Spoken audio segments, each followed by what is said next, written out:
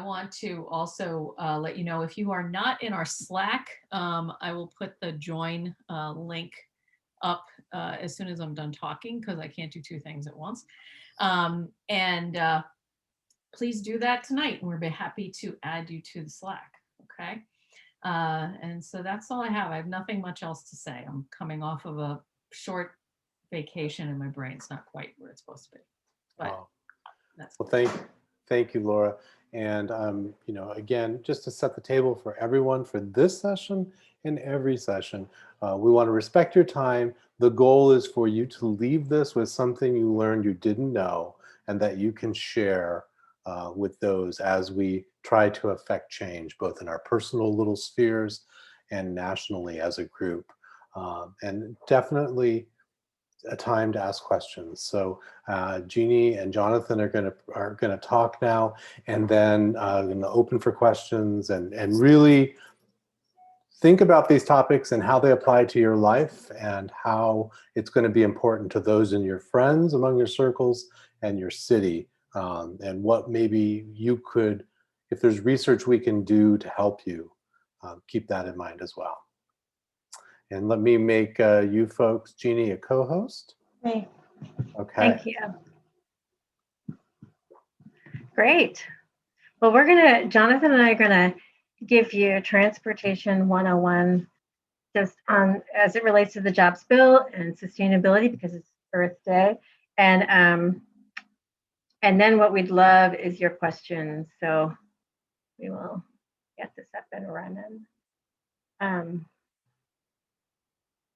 I think you can see my screen. I think it's probably, we'll start this. I am Jeanne Acutanza. I'm in Region 10, and my friend Jonathan is in Region 1. So that should give you some orientation of where you might be if you remember where the regions are.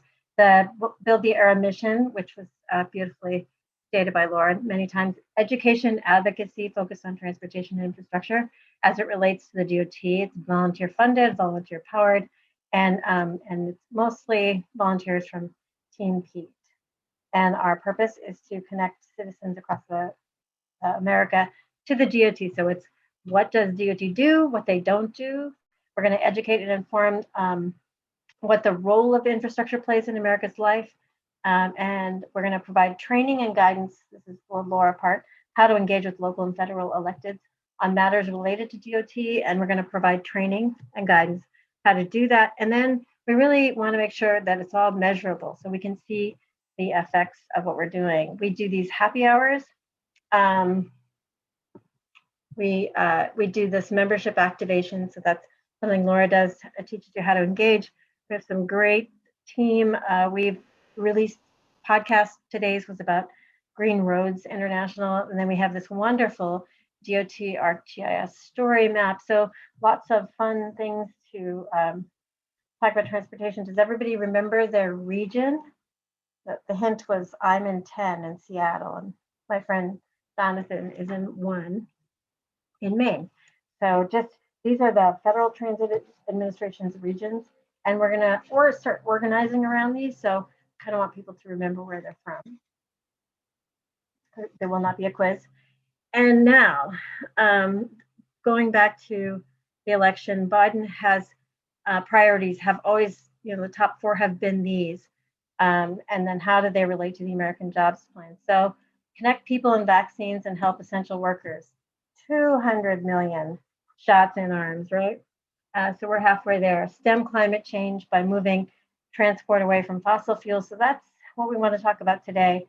Restore equity and move the economy forward. But this is the big one. This is the enchilada, this Earth Day. Let's talk about this.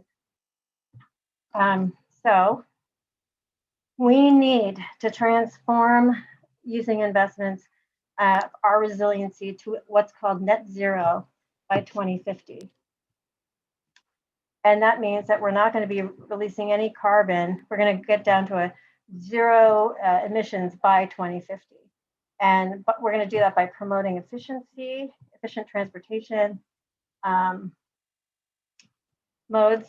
We're going to have new technology, including zero emission vehicles, supportive infrastructure, and I talked a little bit about that in my blog post today, innovations in workforce development, and through everything, every time I listen to anybody from this administration, equity is in every sentence. So what's the climate challenge?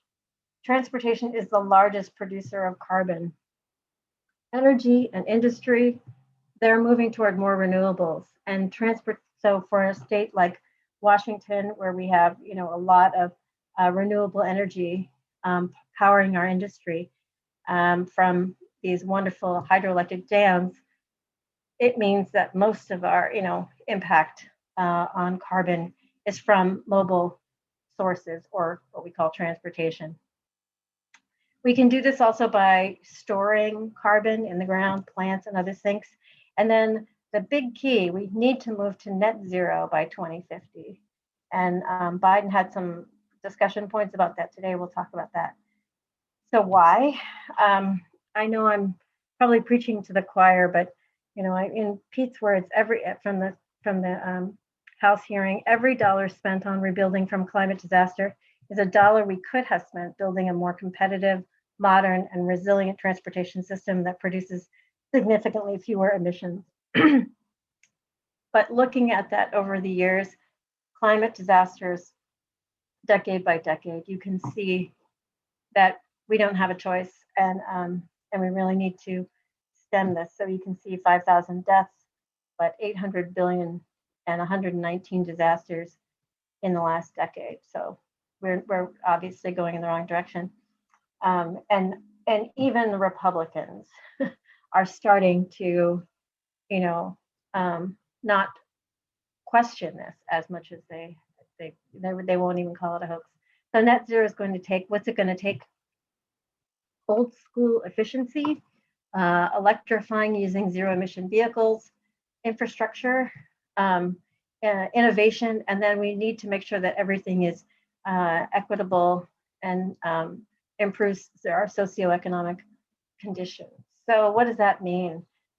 Old school is this notion of efficiency, and this is a great image: 200 people in 177 cars on 3 buses or a light rail train and bikes. Pete talks about that bike equivalency. How we get around should be equal to what a bike looks like. This is 2nd Avenue. There's now protected bike lane on 2nd Avenue. This is from 10 years ago.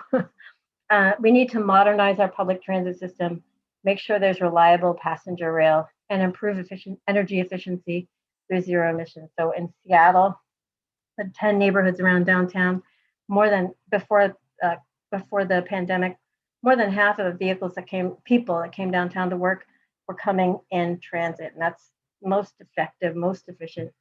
And some people were teleworking. I assume we're going to see more of that. And biking and walking increased exponentially, carpool and vanpool. And at that time, only a quarter of the people drove alone. Post-pandemic, what's this going to look like? And that's something that we all want to think about. I'll be writing a post about that. But that's how we come out of this. The pandemic has been a great disruptor. Maybe it's enough of a disruptor that we come back even better. Pete talks about this bike equivalency. This is how parcels used to get around. This is United Parcel Service. I went to their facility, and they had these great museum. And now we're talking about these UPS electric assist bikes to deliver parcels. So everything old is new again, but these are some of the ways that we, some of the ideas to maximize the efficiency of the existing system. Jonathan, what's some ideas? Anything you want to add? No, I think you covered it pretty well. The reliable passenger rail, that's kind of interesting. I just want to throw out the high-speed rail is something that a lot of people talk about, and really, we're trying to get Amtrak reliable at this point, and commuter rail. There's just so much that needs to be done, and that's why there's, in the American Jobs Plan, there's a significant investment in rail and transit as well, because these systems are broken, And we really got to fix them before we, as Pete had said, the fix it first mentality. We really got to fix the systems that we have before we can kind of look at, we still need to look at future methods, but really it's kind of getting into the meat and potatoes and fixing the systems that we have now so that they are reliable and sustainable. Yeah, so for a long time, this is what we've, this was our basic methodology: maximize the system using transit. And so, what does the American Jobs Plan offer, Jonathan? Yep. So this is kind of, we think of the American Jobs Plan, and it will be transformational for a lot of people. But the thing to understand is it's kind of the first step. This isn't going to solve everything. This is going to get us basically heading in the right direction. We've been headed in the wrong direction for so long. This is going to put us to the point where we're building back better, we're building back smarter, more resilient, and definitely with an eye on climate. So we're building on that. As you know, there were funds in the American Rescue Plan for transit to basically help transit, and because of all the issues that the loss of ridership. So now there are funds there, but now we need to build on that and really encourage more transit and expansion of transit. So there's funds for that.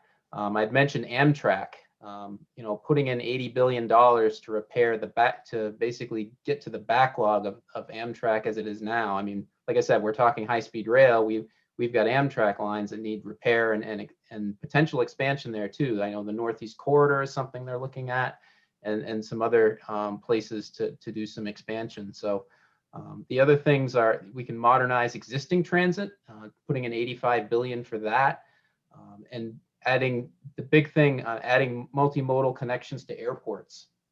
You have airports, if you're focused on, again, you have all these parking lots all around these airports.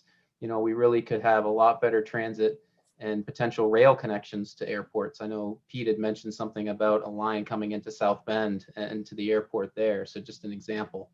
High-speed rail, there is some money for that.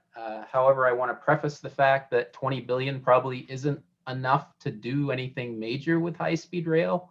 So we're not talking these massive transcontinental routes of high-speed rail for $20 billion. We're talking maybe a small project or something here. And again, you go kind of look at everybody kind of points at the California project that's out there and the issues that have been experienced there. So, we kind of know what the cost is, but there's a potential that we could do something with high-speed rail with some of the money that's in the American Jobs Plan, because Pete had said, and I think at one of the hearings, that we could at least prove that we can make it happen. We can basically prove the concept. And then providing $17 billion for healthy ports.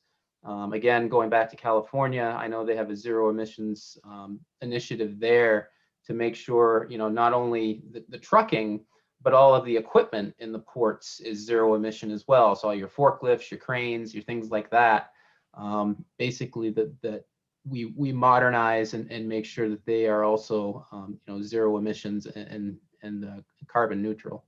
Jonathan, can I ask you a question real quick? The Sure. third bullet, since it's the largest dollar amount, can you tell us what does that look like and feel like, modernizing existing transit to meet demand? What are some examples of that? Well, right now, part of that is, just expanding transit for one, but expanding it kind of in a smart way, as in, you need to make the investments in the sustainability. We're going to talk a little bit here about zero emission vehicles, zero emission buses, for instance, and knowing the fact that you have a lot of places that aren't, they're actually cutting back on transit, especially because of the pandemic, to make sure that they have the existing, facilities so that we're getting people out of cars and onto transit, so that we can actually, we can meet that demand that would be caused by kind of going to a less car-centric model in our urban centers. Okay. If that makes any sense. Yes, thank you. Yeah, and I think some of these it's like, if you're from the East Coast, there are an awful lot of facilities that are in need of repair. So a lot of these transit stations and are ancient. When you think about like Penn Station, it takes a lot to restore that in New York City, and there's a number of these Penn stations and Union stations that need help, and they help, bringing them up to ADA standards costs a lot. Exactly, and modernizing the roadways too. I mean, putting in more transit lanes, putting in that the facilities and structures that will service that anticipated increased need by really encouraging people to use transit. Yeah. So moving on from here, the next piece, there's like 5 pieces. The next, and on top of just the old school efficiency, there's the zero emission vehicles, and this they're hanging their hat. Jonathan and I were talking about this on zero emission vehicles, and specifically looking at electric vehicles. There's a lot of investment here. They keeping the door open for electric vehicles and fuel cell technology, while there are questions of range, refueling, and the cost to the consumer. But they were really encouraged to see General Motors saying that they were going to go all electric. And that just doesn't mean that's not just the consumer vehicles, it's buses and delivery trucks, and all of this would be made in America. In addition to the power power infrastructure to create these vehicles net zero. So there's a notion of what's called cradle to cradle, or cradle to to cradle to grave, or cradle to cradle. It's not just that you built these vehicles, but that the plants that they were built in, the materials that were used are all sustainable. That Pete was questioned about that a number of times. So even trucks are being built that will be zero emission or electric, and like I said, they're hanging their hat on it. Yeah, and just one more point on that too. We mentioned kind of the fuel cells and the electric vehicles. There's a lot of thought about that electric can power to a certain point, but batteries aren't as scalable as fuel cells. So really, kind of when they're looking at the trucking industry, when they're looking at transit, they're really kind of looking at kind of hydrogen fuel cells potentially as having kind of that kind of market with your heavy haul and your transit. Just because of the range and the fact that you don't have to, with the fuel cells, they don't have to charge. You just basically, it operates similar to a gas pump. You just have the pump in the hydrogen, and then the hydrogen itself acts as a battery to power the vehicle electrically. So, there's really a lot of potential there, and the U.S. is doing some more research into that, but really they've kind of gone all in on the electric vehicle market, because again, that's really where the manufacturers seem to be headed, at least in the United States.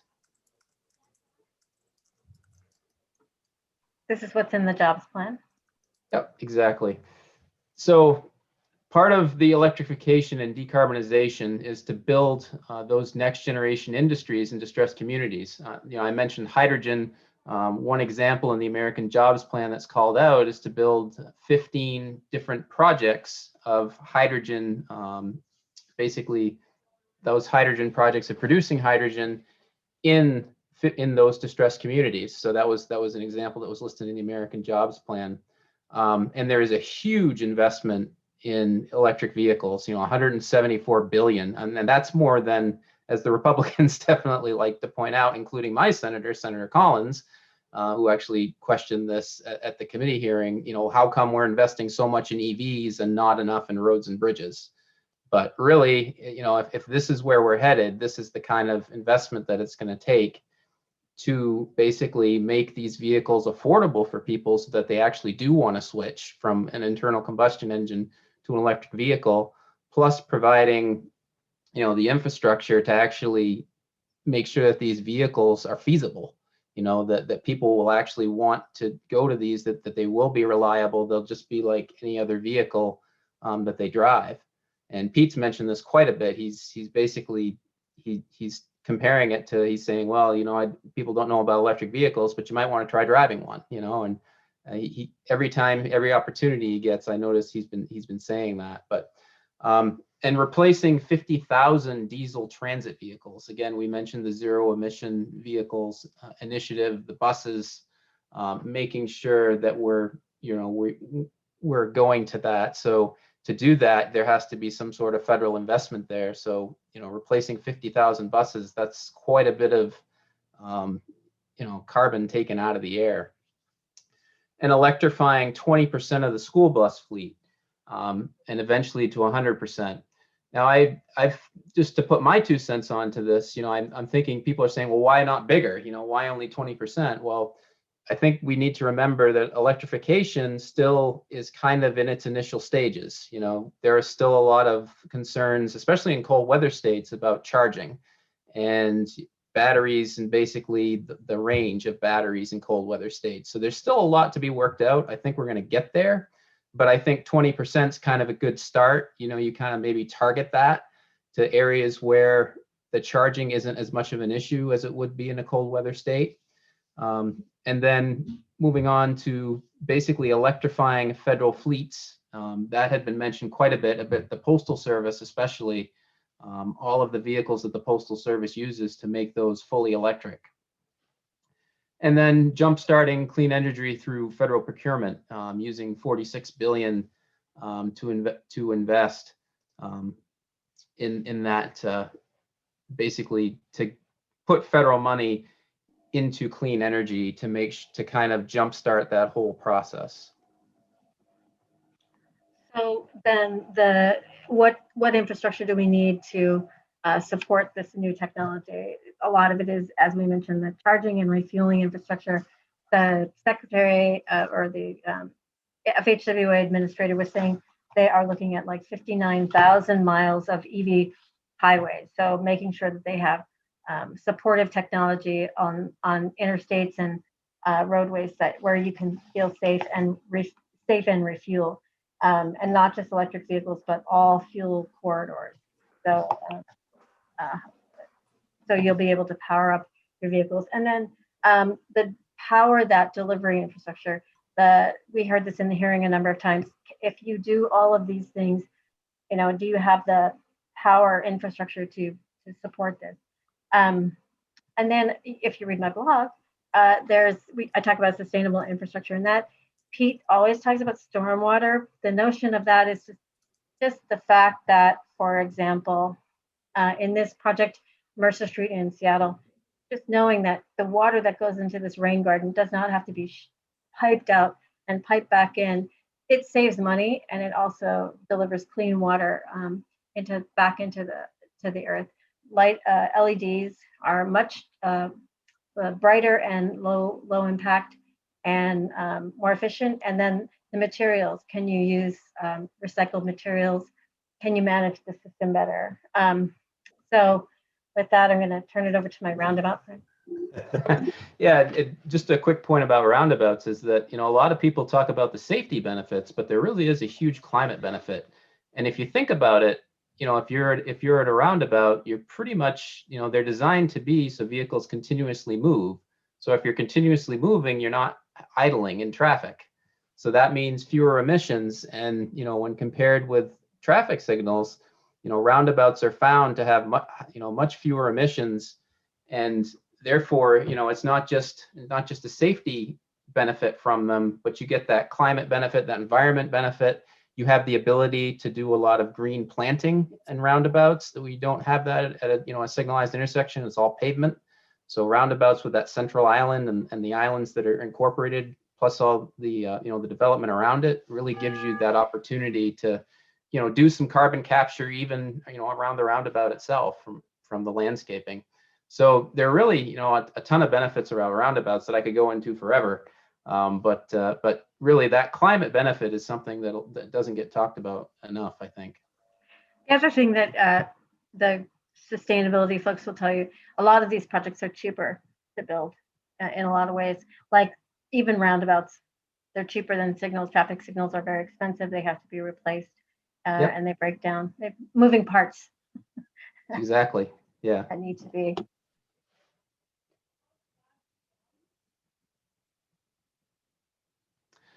So investing in infrastructure, the $115 billion increase for repairing roads and bridges. That's that's basically repairing kind of the critical infrastructure. It's not, everything that needs to happen. There's like $1 trillion backlog but 115 billion is a pretty good start. Jump starting clean energy manufacturing. I mean, that's a big thing, making sure that we're, net zero when we're doing the manufacturing and bringing those jobs back, making sure that we're not just bringing any job back, but we're bringing in the clean energy jobs. And re-energizing America's power infrastructure, modernizing power generation, more resilient transmission, having clean energy block grants, and making sure that we have energy efficiency, and that we have that we basically make sure that that's the standard that we have in our electricity, and making sure that that's a clean, that all of our electricity that we're generating is clean and it's green.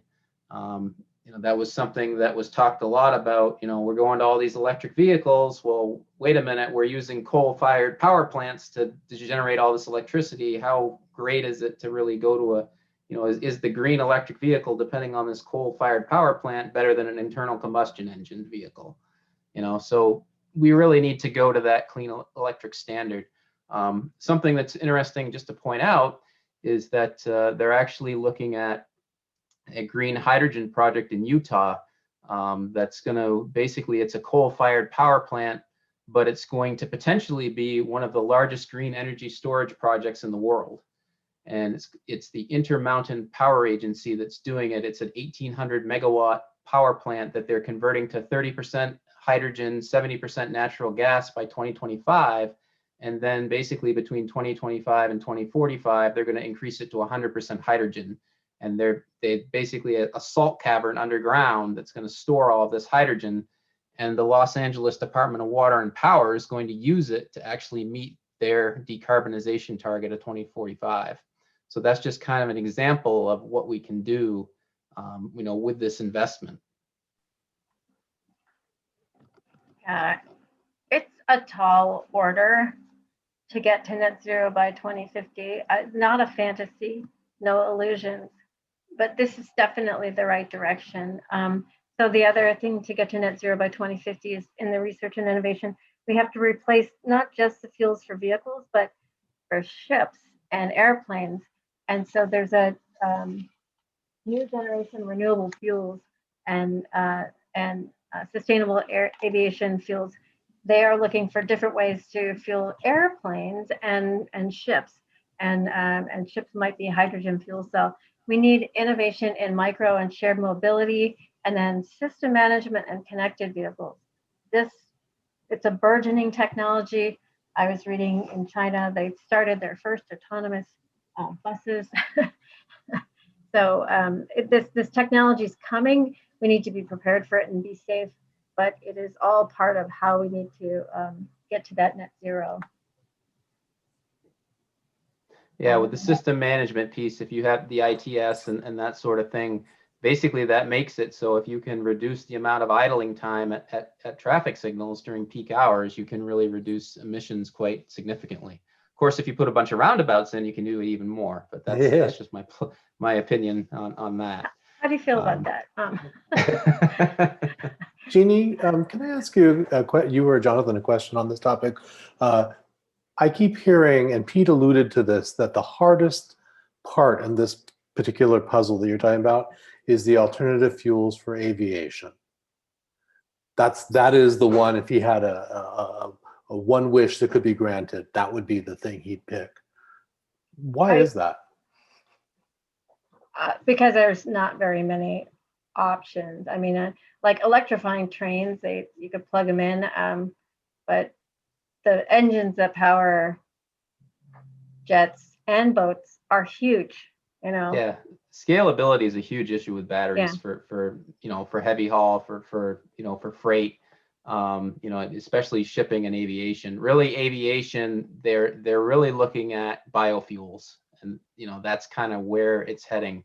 The hydrogen fuel cells are a possibility, but then the hydrogen tanks are an issue on the weight of the hydrogen tanks on the planes themselves. But shipping could definitely use hydrogen fuel cells because it's not much of an issue. They can carry the hydrogen tanks, they can, and hydrogen fuel cells are extremely scalable. So I think, as far as that goes, I think shipping, you'll probably see more hydrogen fuel cells. I think aviation is probably going to tend more toward biofuels. Yeah, it's a harder puzzle. That's a good question. So what does the jobs plan have? Yep. So again, basically, going back to that, building those next generation industries in those distressed communities, making sure that we're going to win that electric vehicle market by putting that investment in there. China is already out in front. They're determined to be that leader, both in electric vehicles and fuel cells. They're pursuing both. But establishing the U.S. as a leader in climate science and innovation can't be taken for granted either. So putting $35 billion there, making sure that we're investing in that research and development so that we are leading the world again. We're not following behind like we are right now. I mean, and retooling and revitalizing manufacturing and small businesses to do that. We used to lead the world in science and research and development. And we've just gone back so far, over these past few years that, we've fallen so far behind, but we have to make such an incredible investment to just kind of get moving in the right direction again. Again, the American Jobs Plan isn't the cure-all, but it's gonna take sustained investment to get us to where we need to be. But this is a huge first step. Yeah, if anybody on Slack, you saw my post about, just opening up the China Daily and seeing all the technological advances that are happening in China, and they're in the UK, they're way ahead of us. I don't know if people are aware of how far ahead they are, but their electric vehicles, their electric freight vehicles, kind of much more advanced. So the last is socioeconomic goals, and this is also, making sure that we have the technology is in the United States. We have some of the best research institutes in the world right here in the United States. People come from all over the globe to go to them. We should be maximizing that and creating affordable technology. That's a big deal. Making it, if we have a cash for clunkers type program to make sure that people have the ability to buy electric vehicles. I've heard those words from this in administration. And then whatever it is, it's got to support communities with economic development and making sure that we target replacing those former fossil fuel jobs. So what does that look like in the jobs plan? Yeah, so we basically need to put, our energy industry to work, plugging those orphan oil and gas wells, really taking care of that. Mobilizing the next generation of conservation and resilience workers. I hear that there's a bill for the Civilian Climate Corps again, so we'll see where that goes. Of course, we remember that all on Team Pete because that was something that Pete had proposed. So that's good to see that our representatives are taking that seriously. But building a next generation industries and distressed communities, again, same theme in that line. Putting those union trade workers to work, building and upgrading homes and businesses to save money. Eliminating those racial and gender inequities that are in research and development and STEM right now, and making sure that we're making everything in America. We're not outsourcing to other countries. It's being built here. This is going to be the clean energy capital of the world. And making sure that we're increasing access to capital for domestic manufacturers. Yeah, can we do this? We've done it in the past. We've come from behind. As I put in my blog post, I'm hopeful, but we've got a lot of work to do. So one of the things I think we should all be aware of, wherever you are, what's your region's climate action plan? I'm just putting some examples. Here's something that the city of Seattle just put out, the Transportation Electrification Blueprint. And these are interim goals to 2030. Just like you saw, the Biden administration put out today that they want to cut the 2005 emissions in half by 2030 in 10 years.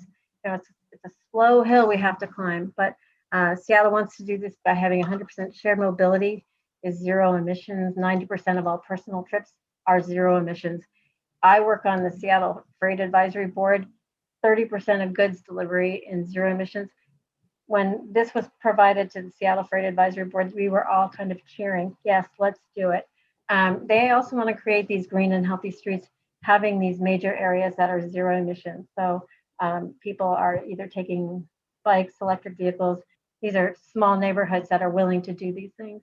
What about our ports? Our ports are notoriously, typically dirty with all the trucks, et cetera. So the emphasis here is that our 4 ports are working together across the border with Vancouver, Port of Vancouver in Canada, and Tacoma, and looking at reducing our phase out emissions from seaport related activities. I think by 2050, they want to have zero emissions. And then Washington State, this is just even, you get there in incremental steps. In our next biennium, our governor has put forth a plan for a ferry electrification, because we have these big boats.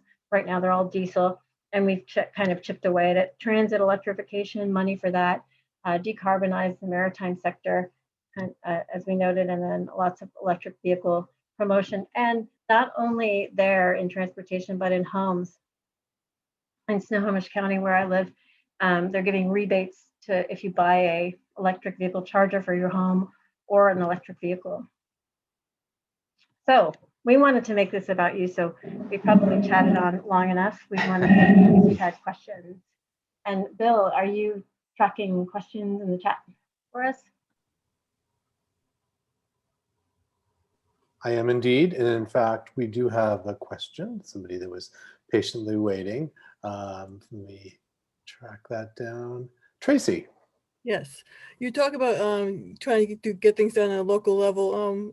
And when you mentioned electric buses, it brought to mind one of our local vocational school districts switched to propane buses. Is there a difference between how much cleaner one is the other? Because the towns around here are dealing with epic budget problems, and I don't think they want to switch over right now.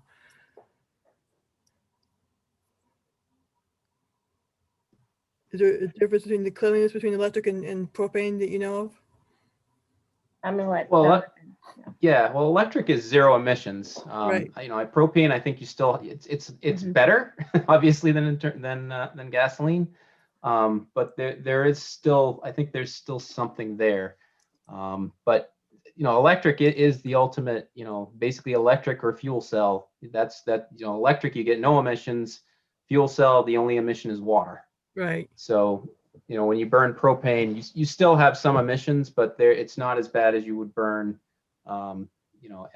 gasoline. I just want to know what kind of pushback I'd be looking at. Okay, thank you. Carrie has a question. Go ahead, Carrie. Okay, so when I lived in Seattle maybe 25 years ago, there was a guy who put card tables up at corners and collected signatures to expand the monorail where the current light rail system is going. Now, I moved out of Seattle before the light rail system was built, but I think it was going down into South Seattle and down to the airport. And he had a very compelling argument that the advantage to the monorail was that it could exist on existing right-of-ways, and the tracks and everything could be built in a factory and then shipped and installed very quickly with minimal disruption to traffic. And I remember when the I-5 bridge sank and they had to replace that, it was replaced even faster because the bridge parts were built in a factory by Portland and then shipped up through the canals and into the bay, into Lake Washington. Is there any reason why they're not looking at that? And admittedly, it's very old technology, but it seems like for high-speed rail, it would be a less expensive way to go about that. And I don't know if anyone knows. I unfortunately do. My husband was one of the consultants on that monorail project. And the interesting thing was it was voted in, Yeah. and then it was voted out. And we, we fall sway to political systems. I think that the downside, and I think it would have been fine for localized. I don't think it had the capacity for, long haul systems. The nice thing about the monorail, two things that it had, it was grade separated, so cars do go underneath. They would have modernized it and maybe extended it, but there were so many problems with how they could get it expanded across our, Okay. channels and things. So the system we have in plan right now, it's taken decades. I think 1996 was when we approved light rail, and in 2035 the system will be, well built out. In 2023, it's going to have some pretty serious extensions. So, but even that, the first little branch didn't even get to the airport. And if you're not going to get to the airport, like Jonathan was talking about airport access, what's the point? Anyway, yep, it's lots of different options. But the one thing about the monorail just did not have the capacity. Okay. And the other interesting technology that I've been kind of paying attention to is solar roadways. And the last thing I was reading about them, they were coming up with a way to power electric vehicles, kind of using the key system that you use on your phone, where the cars could have a receiver on the undercarriage, and they could get power from the roadway as they were going. And it seems like, especially in rural areas where access to charging stations might not be great, and then they have the added benefit of not needing plows and being easily replaced when potholes and stuff develop. It's just pull the tile up, put the new tile back, and connect all the things, and you're done. But I haven't seen anything about that in any of the DOT plans. I'm going to let Jonathan handle this one, but I think they're really expensive and harder to maintain than they might think. Yeah, there's a lot, there's a lot that haven't been tested. The expense is obviously one thing, but traction is a big thing. That hasn't been proven yet that it's as safe as asphalt or concrete. So that would be something that would, basically, if you've got essentially silicon panels, what is the traction of vehicles on that? And basically, will they hold up to traffic load too? Depending on where you deploy them and what your traffic volumes are. So there's still a lot that they don't just know about them yet. I think there is, not necessarily a solar road, but I think there's potential for technology to be developed so that vehicles can charge as they drive. Whether it be something they put along the roadways or something like that. There is still, a possibility that, but solar roads, I don't know if there really is a huge future there, just because of the expense and a lot of the questions surrounding the safety of them. And I'll just add on, you saw R&D in here in the American Jobs Plan. That's really important. The other thing is, up until this point, autonomous vehicles are being tested mostly by private, in the public-private education sector. So University of Michigan, and they're building tracks in Southern California. But the R&D is, it has to be done. A friend of mine is working on this thing where they want to put these maps in for uplighted crosswalks. I don't think it's going to happen. It's a nice research and development project, but I don't think it would work for different weather patterns. They're trying to test them in different locations with, if there's snow on it, what would happen. But what's exciting about the American Jobs Plan is it does include a lot of research and development funding. I think I saw Kenzie. Yeah. Kenzie has a question.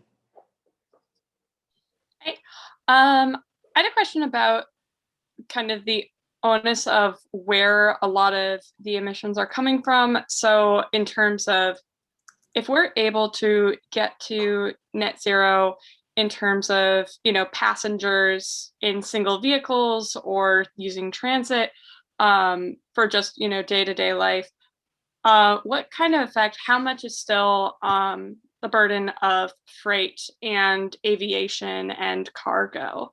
And where should that pressure be in terms of like what's the level that we can do personally and what's the level where we have to put pressure on other areas? I don't know that you have to put too much pressure. Like there have been these clean ports projects already where they like the Port of Seattle requires a certain emissions level or a certain vehicle year to cleaner trucks. And if they put that pressure on the people that are coming in and out of the port, the independent contractors, they will do it. And these ports have really pushed forward in sustainability. Every port I know is just pushing for. They are pushing these regulations on their private sector partners. So I don't know that you'll get much pushback. I live in Seattle and we have PACCAR trucks that makes the Kenilworth, I forget what kind of trucks, they're big trucks, but they are, they're already looking at autonomous trucks and for safety, but also electric trucks. I mean, the interesting thing about the last 4 years, and this is just my opinion, we could have been having General Motors make their announcement 4 years ago. And we lost 4 years. We could have been a lot further along. And because, even if General Motors didn't want to do it at the time, they're doing it now voluntarily because they know it's, profitable for them. But I think the technology's there, and I think, the regulations can get there. Like I said, I'm on the Seattle Freight Advisory Board. These are truckers and union people. And when they said 30%, push the freight sector to be cleaner, there was a lot of cheering, not any pushback. I think, and it's easy. Amazon will say, we're going to lead the way. The biggest fleets that are going to go electric are Amazon and UPS and FedEx. And they're going to get there relatively quickly. Great. So just to tie into that too, there's a report from the International Energy Agency, and basically they found that cars and buses and basically your passenger vehicles contribute about 45.1% of that transport sector, and then you have about around 30% from freight.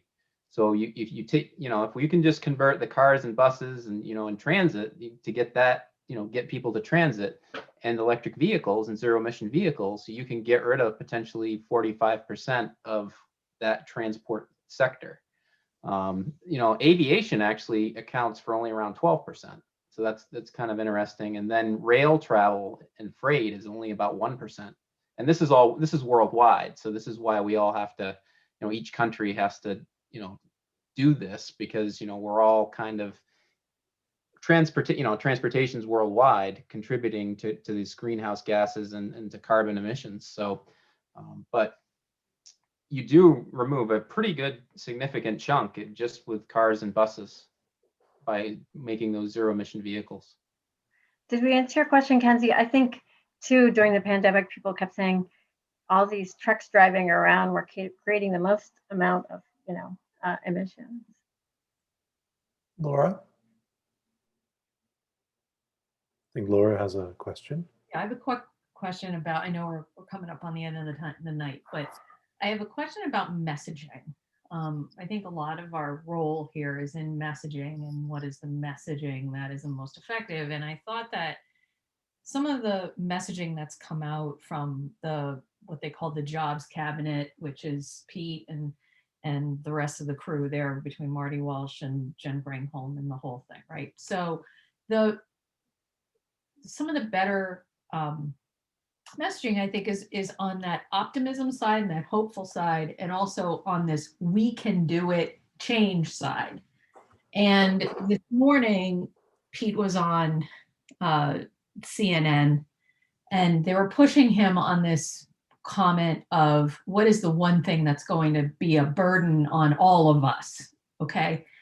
And I hate that question because it gets back to what was happening during the primary, where people were talking about straws and reusable bags and these things that don't save the planet. It changes your behavior, but it doesn't save the planet. Is there a messaging that you have seen that is good, solid messaging that doesn't need a PhD in transit, that doesn't need to be a climate scientist, that any of us could say and kind of put out there about why this is important in terms of the jobs plan and climate, and what is the most effective messaging that you think you've heard out there? Well, I'm going to just say, Pete's the master wizard at this. I liked what he said about the climate disasters. Do you want to spend $1 on a climate disaster, or do you want to spend $1 on making sure our homes are, building more better homes, better school buses, things like that? I thought that was brilliant. And he talked about that in his candidacy. So as far as the urgency, the scary stuff, I don't know. I mean, I think people are beginning to understand.